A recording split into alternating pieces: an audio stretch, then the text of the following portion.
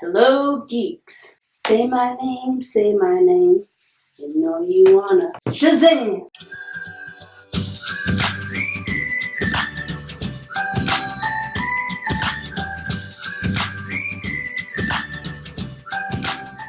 So the new movie Shazam is based on a character that, if you're not a comic book reader, is unfamiliar to you. Sure, he's made a few appearances in Justice League, but he wasn't a main character within the show. He did have a television show in the 70s that lasted about 3 years, but again, I haven't seen very many reruns of that.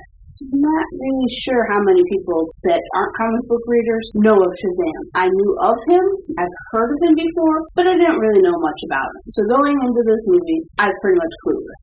I did learn before I actually went to see it in theaters that he was actually at one point called Captain Marvel. You can learn more about that if you want to watch that video there. So while watching, I kind of compared Marvel's Captain Marvel to DC's Shazam, and they're not really anything alike. Shazam is more of a kooky, lighthearted superhero. This is probably mostly in part to the fact that his secret identity is a child. I feel Zachary Levi did a great job of giving Shazam that childlike feeling while himself being an adult. The casting was great. I think Chuck or Zachary Levi did a great job playing off of Asher Angel, the younger version of the character.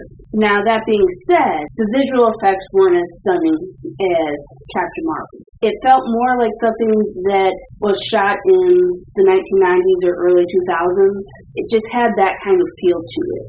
Kind of reminded me of Mighty Morphin Power Rangers, the original American version, minus the bad animatronics and giant robot machines, when the Rangers were actually human and walking around and interacting with each other. However, this movie was still a lot of fun to go see. It did have a moral, as most superhero movies do, which was the importance of family and the fact that families come in different shapes, styles, and varieties.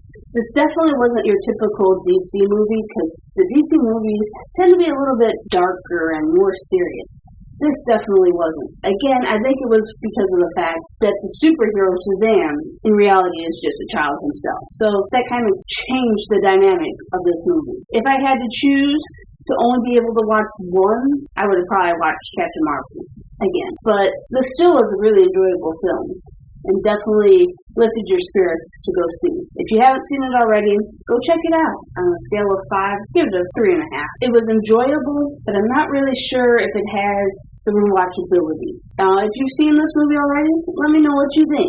And doing these reviews, we kind of need our own system. We don't want to use stars. Everybody uses stars. If you can think of something that we should use to symbolize how good a movie is, let us know in the comment section below. Till next time, geeks.